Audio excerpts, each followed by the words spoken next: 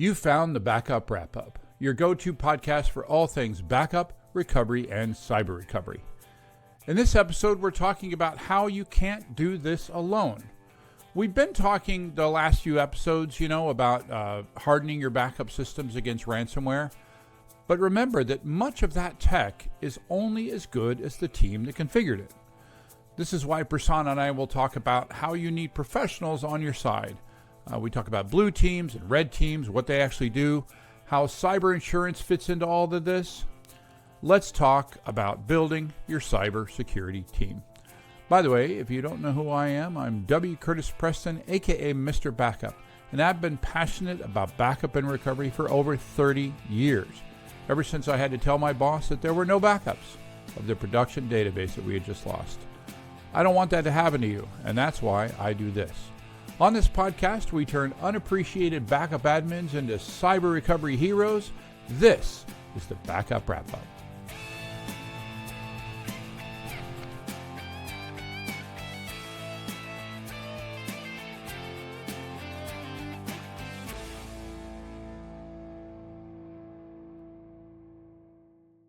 Welcome to the show. Hi, I'm W. Curtis Preston, aka Mr. Backup, and I have with me a guy whose hair I'm continually jealous of, Prasanna Malayanti. How's it going, Prasanna? I'm good, Curtis. Come on, what's there to be jealous of? You know what's there, and I'm telling you, that long, what does Steven call you? Goldilocks? Oh. Yeah, so what are we talking about today? Today we are talking about more details about a previous episode where we covered sort of 10 things you should be aware of to make your backup or for your backup infrastructure and securing it. It started with the 10 basic things. These were like table stakes. Like if you don't have these things, don't even tell me you have a backup system, right? Because you don't, right? No, don't tell me you have a backup system. Yeah, because you don't. Yeah, I'm telling you, right? And then we got some critique on that, like suggesting we had left things out, and I don't think we did. I just think that these were like literally table stakes. Like if you don't conform to the 3-2-1 rule, like you don't actually have backups, right? If you're not scheduling them, if you're not managing them, if you're not monitoring them, like these are basic everyday things that you need to have in your backup system. But then the last episode, we talked about hardening that backup system, right? And we talked about, some sort of modern password management system, right? We talked about MFA or passkeys. We talked about disabling or severely restricting RDP, otherwise known as the ransomware deployment protocol. Or remote desktop protocol. Yeah, whatever, allegedly. And we talked about role-based access controls. And then finally, we talked about potentially considering using a service provider of some sort, everything from a service provider to help manage and make your current system, more secure, to actually going with a fully SaaS-based data protection system where they're responsible for the security. So one thing that popped to mind since the last episode. Yeah. I wonder if you went, because Claude and OpenAI, ChatGPT and everything else, right? They're getting all powerful and very useful. I wonder if anyone's actually tried to be like, hey, here's my backup system. Tell me what I need to do to secure this. Do you think it's gotten smart? That would be interesting. Claude is pretty dang smart. I use Claude quite a bit, right? I'm literally reading right off of Claude right now. I use Claude quite a bit. And Claude is pretty knowledgeable, not perfect. You have to verify, like when you're going to use it to make recommendations for your life, it definitely hallucinates, right? But it's pretty decent in terms of discussing backup infrastructure with it, right? Backup security and suggestions and things like that. I think that's actually a really interesting idea. I like that. Yeah. So the next phase here is that, all right, so you've got the 10 things, you've hardened your backup system in order to, one of which is immutable backups, right? So that was really what the last one was about, was I said in the 10 things, one of the 10 things was you need to have an immutable backup system. And then the last time we talked about just basically continuing to harden that system so that no matter what happens, you will have a copy of your data that you can use to restore. So now let's talk about what we can do to prepare to be able to use that system, right? Or is it even to just prepare for what could eventually happen and make sure is your system truly immutable? Yeah. No, I don't know what you're talking about. Because blue teaming and red teaming. Yeah. Okay. All right. Yeah. All right.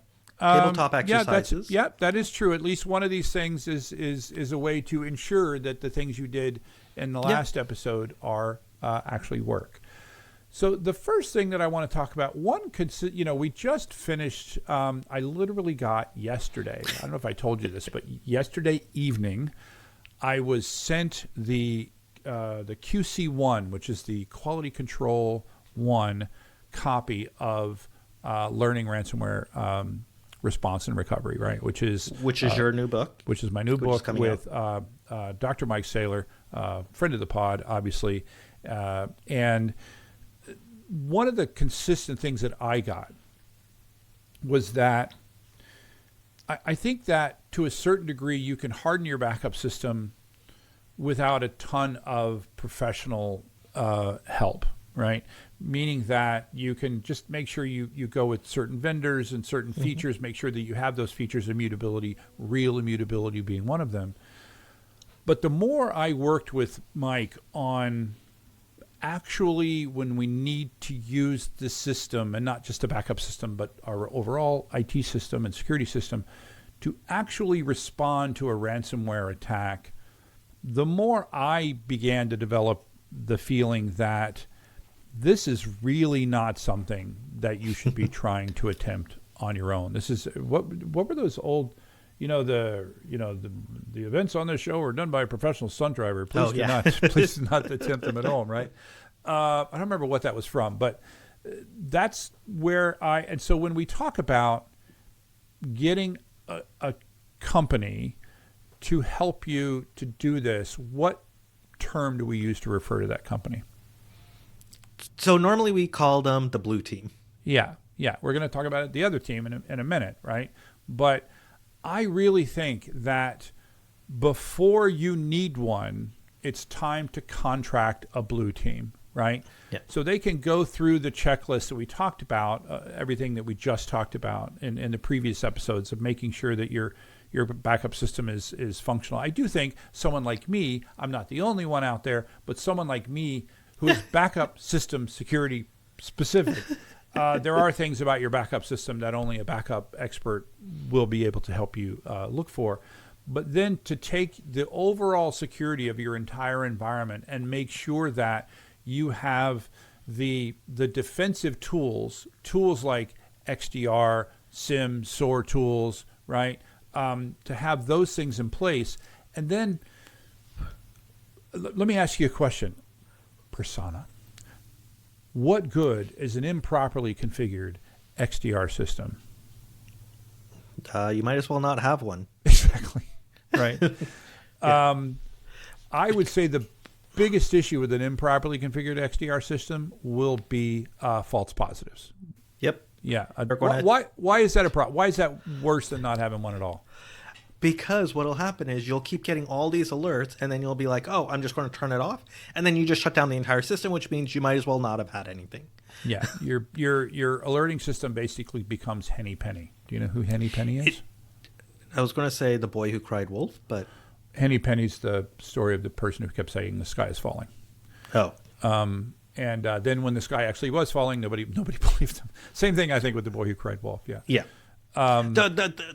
So I know you talked about tools, like the blue team can help you with that. Yeah. I think, and we'll maybe cover this in more detail a bit later, but in addition to tools, they can also help you around processes and other things as well, right? Yes, because, people, process, and technology, right? Technology is the last one, right? Because if you don't have those processes down, what will we do when we get alert? What will we do when there's something that is suggested that that it looks like we've got some sort of actual attack? what do we do when we have a new system? What do we do when we have a new person? What is our onboarding procedure? What is our offboarding procedure? There are security reasons to look into that. There are legal reasons to look into that, right? What is your offboarding process? So, yes, and they can help you with all of that, help you develop your run books to make sure that you have the procedures and your playbooks to go into the individual procedures. So a blue team can come in a couple of different flavors. You can have sort of a one-time, which I think would be a really, again, better than nothing. But security is kind of like backup, is that if you just do the one-time thing, it's very easily for the configuration to waver over time and for you to be less secure than you were at that magical moment, right?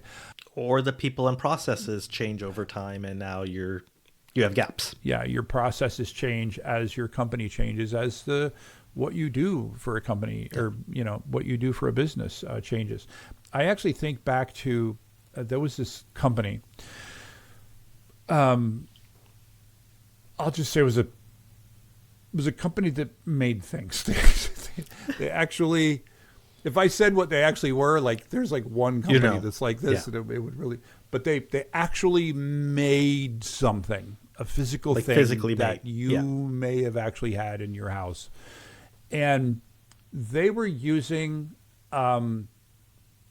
You go back. This is going to date this story, of course, but you remember BCVs, you remember EMC and BCVs, and then there were off-host backups. Using so if you had at this time it was net backup, and you could split the BCV, which was a business continuance volume, and then you could back that up directly, and so you could back up your volume both like offline and not offline, but disconnected from the primary system. And in a way that didn't affect the performance of the primary system. It was a really cool thing back in the day. But it was complicated. And I had it configured, and it was amazing. And then I left, and like a month later, it didn't work anymore. And they were like, he didn't configure it right. I'm like, I'm sorry, but I have videos of it actually working. So, I do think that what you should be doing is having a regular relationship with an MSSP who can help you. If nothing else, just regularly look at what you're doing and make sure that you're doing things in the most secure way that your budget can afford. Can you define what an MSSP is for people? I thought we did that already, but I will do that again. Managed Security Service Provider, right? Okay. And again, this is sound like I'm shilling from a friend there, from my co-author, but, like Black Swan Cybersecurity, which is Mike Saylor's company. So, I think you need, even if all you do is create the relationship now, vet your vendors now, so that when you get attacked, and I'm going to say when you get attacked, you can then just call them in, right? You get a $0 purchase order, all of those things, so that you can just call them.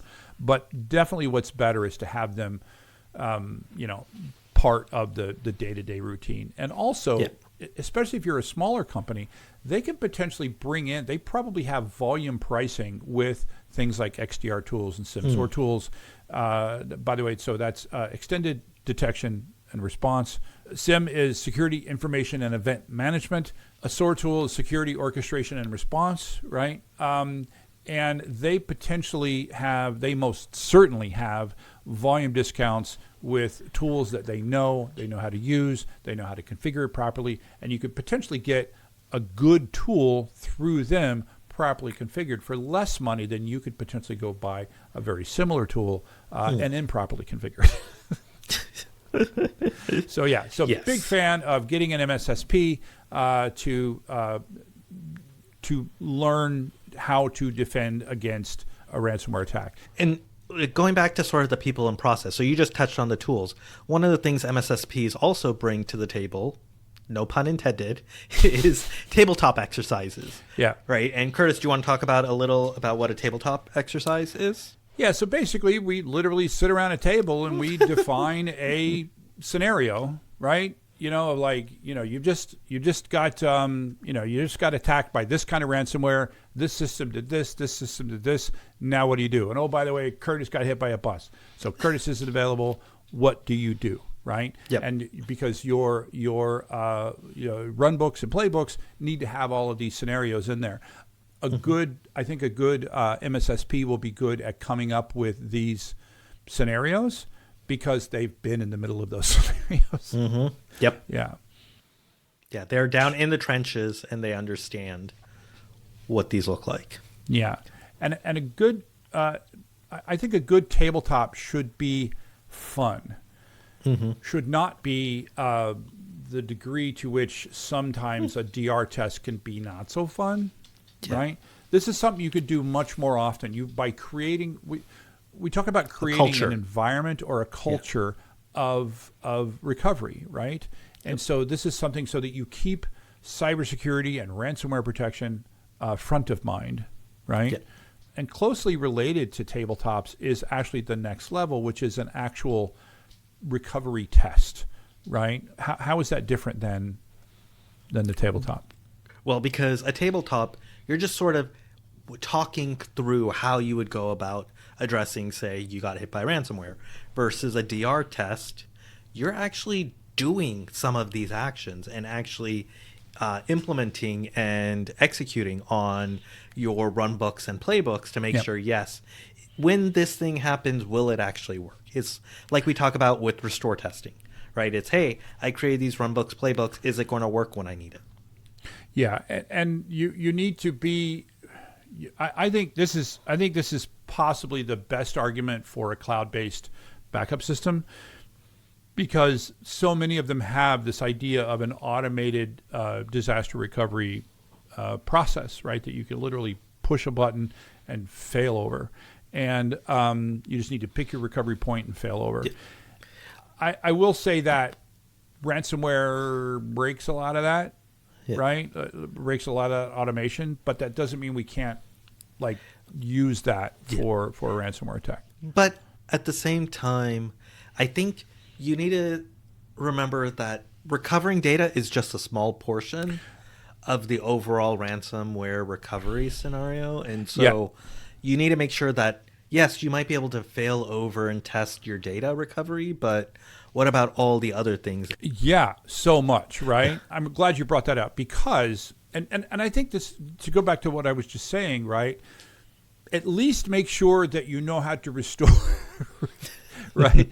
Make sure that your DR system works, because it will be the easiest part, or it should be the easiest part of recovering from a ransomware attack, because it will take days to weeks to months to isolate what actually needs to be restored, right? This is where all of these tools and different backup systems have different capabilities here, is to figure out what actually needs to be restored. So once you've done that, you should be able to just push a button and restore that thing and bring that thing back online.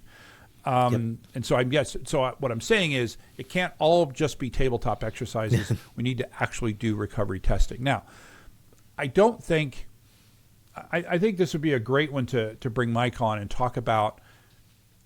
I think there is the concept of using in a isolated environment, actually introducing real ransomware and seeing what it does. That's like next level, right? But again, the restore should be the easiest part. So at least make sure that you have that down cold, right? Because you are 100% right that it's going to be it'll be the easiest part, right? It's going to take you a long time. Well, and even for the restore piece, it's right. We've talked about this on the podcast before. It's how do I know what is a good, valid restore point that I can actually recover from? Yeah, that's going to be your and we do talk about that in the book. But like I said, once you decide what that is, you should be able to push a button and magic should just happen. So what about people that are going to prove you wrong?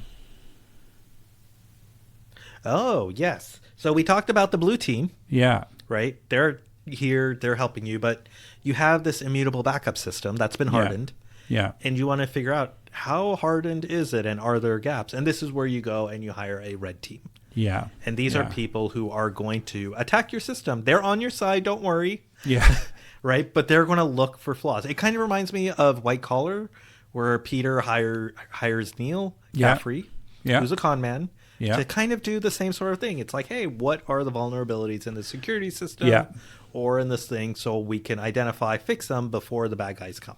Yeah, exactly. It also reminds me, of course, of Sneakers, right? Which, if you haven't seen Sneakers, go see Sneakers. That is really a red team that is specifically attacking cybersecurity. I mean, some of the stuff in there is a little silly, but it really goes into things like social engineering and things like that, right?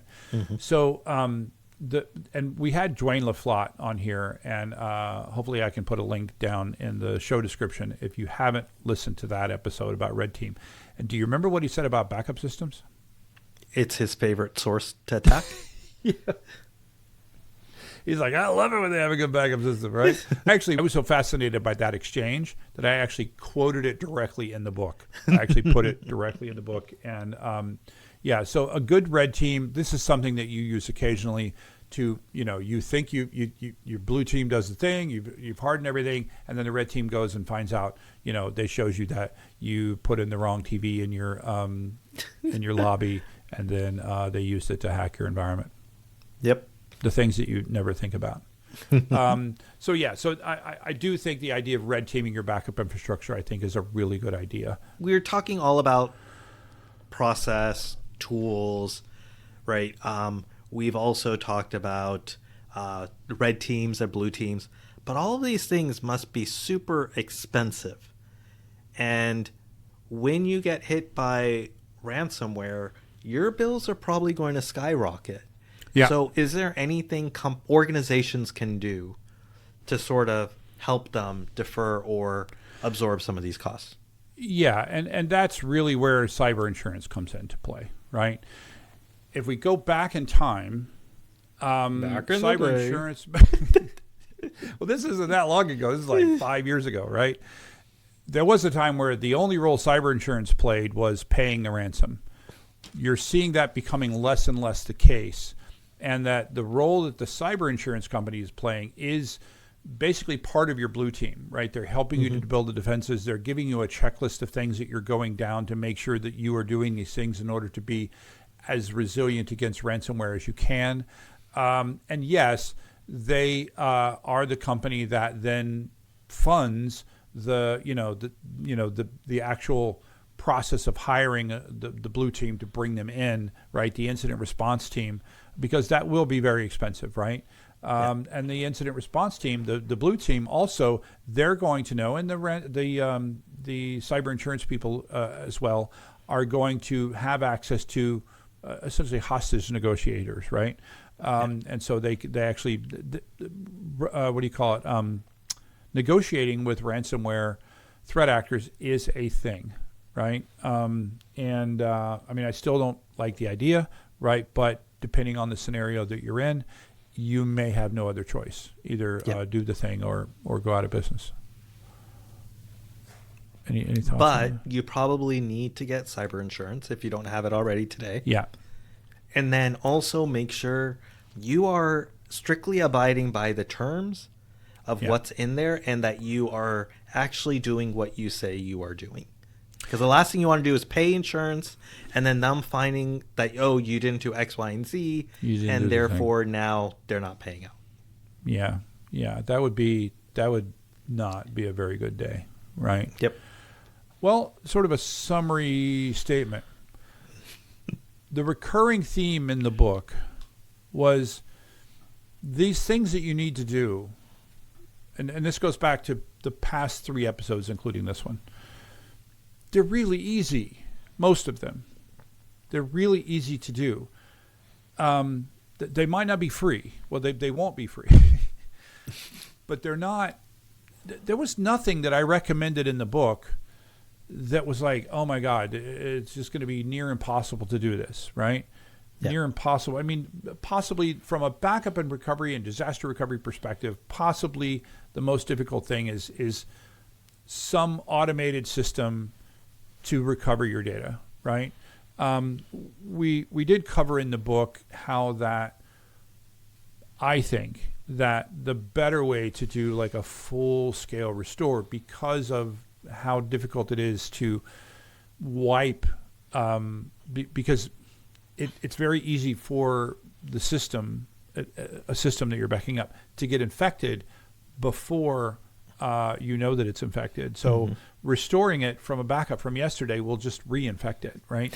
So as much of a fan as I am of backup, I think that the idea of like re-imaging systems from a golden copy that you had from, the last time you reconfigured the OS at all, and then just restoring the database, the applications, and the data individually or separately from the backup system, I think that's a much stronger, thing. And I think we could probably have an episode just on that. Yeah. And I agree it's probably stronger, but it may take significantly more time. Absolutely. Right? There's no may about it. It will take. Yeah. It's definitely I don't think it's a situation of throw out the baby with the bathwater, but it's definitely a significant change in infrastructure, right? If you're not used to doing golden images, if you're not used to doing that sort of thing. And again, you need a process there because every time you update the operating system, you need to update the golden image, right? But it's another one of these things where that if you get good at that, again, you can just push a button, right? But it's totally doable. But where I was going with just a few minutes ago was that all of these things they're doable. They will definitely not be free, but they're doable with time and effort and concern. But they all have to be done in advance. Yes. Right? It's like one of the jokes I continually make is, remember, it doesn't matter when you invent a time machine, but it matters very much when you implement a good backup system, when you implement a good cybersecurity system, right? It doesn't, it's sort of like, vaccines only work if you take them before you get sick, right? Very similar. And just the one thing I wanted to add to that is you don't need to implement everything we've talked about day one. Good point. You can, right? We've been talking throughout these last 3 episodes, good, better, best, right? You're on this journey to get to the best, right? Or to better, wherever, based on cost and other things like that for your organization. But you need to start somewhere, right? So just start the journey. You will eventually get there, and you will be much better than where you are today. Yeah, really good point, Prasanna. It might take you a year. It could take you longer than a year to get from where you're at to where you want to be.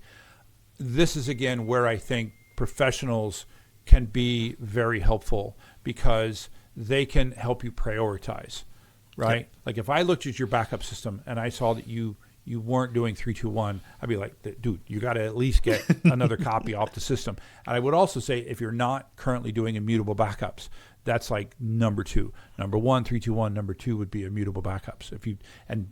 Actually immutable, not just something that's branded as immutable, right? And then I would help you understand, well, what is it? And I'd help you look at the product and go, well, when they say immutable, they don't really mean the same thing I mean, right? Yeah. And then the same thing with an MSSP can help you do that. And then once you get to a certain level, or maybe you start with the red team. You have the red team hack you, and and go and just so you just know how bad things are, and then you get a hit list of where you need to start, right? Yep. Yeah. It's a process, and it's an iterative process. It's a never-ending process. Now the theme song from Never-Ending Story is now in my head.